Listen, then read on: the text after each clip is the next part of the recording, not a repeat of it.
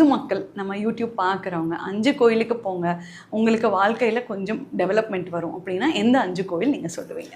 நானே போயிட்டு வளர்ந்த கோவிலை சொல்கிறேனே. கண்டிப்பாக. முதல்ல பஞ்சபூத திருத்தலத்தில் ஒருவர் கண்டிப்பாக போக வேண்டிய திருத்தலம் திருவண்ணாமலை. நிச்சயமா போக வேண்டியது திருவண்ணாமலை. அதுக்காக மற்ற கோவில் போக வேண்டாம்னு சொல்லலை. இந்த பஞ்சபூத திருத்தலத்துல எல்லா திருத்தலத்தினுடைய பலத்தையும் ஒரே இடத்துல பார்க்கணும்னா திருவண்ணாமலை. எல்லா திருத்தலத்தோட பலனி ஒரே இடத்துல பார்க்கணும்னா திருவண்ணாமலை. ரெண்டாவது ஆறுபடை வீட்டுல ரொம்ப சிறப்பான வீடு சுவாமிமலை. சரிங்களா? ஏன்னா அங்கதான் சுவாமி சிவகுருநாதனாக காட்சி கொடுக்கிறார். அதனால பாத்தீங்கன்னா எல்லா அறுபடை பலனையும் ஒரே இடத்துல நீங்க தரிசிக்கணும்னா சுவாமிமலை கண்டிப்பா போகணும்.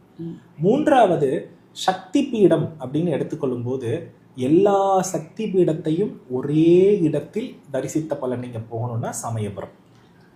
சமயபுரம் மாரியம்மனை வழிபட்டால் எல்லா சக்தி பீடத்தையும் ஒரே நேரத்தில் ஒரே நேரத்துல நம்ம பார்த்த ஒரு நிறைவை அந்த அம்பிகை நமக்கு அருள்வார். அதற்கு அடுத்தபடியா தடைகள் தவிடுபடியாகணும். இந்த இடத்துக்கு போனா எனக்கு தடை இருக்கக்கூடாதுன்னா அதுக்கு நான் சொல்ற கோவில் பிள்ளையார்பட்டி. பிள்ளையார்பட்டி கற்பக விநாயகர். இங்க போனா நீங்க என்ன கேட்குறீங்களோ அவர் அள்ளி கொடுத்துருவார். ஓகேவா? அடுத்து பாத்தீங்கன்னா நான் வாழ்க்கையில பேசணும். ஏன்னா வாயு உள்ள பிள்ளைதான் பிழைக்கும். வாயு உள்ள பிள்ளைதான் என்ன பண்ணும்? பிழைக்கும். பூமியில அப்பதான் வாழ முடியும். இந்த பேச்சு, புத்தி சாதுரியம், சமயோசித புத்தி இதெல்லாம் அதிகமா இருக்கணும்னா ஒருத்தர் போக வேண்டியது திருப்பதி. சரியா? ஆமா.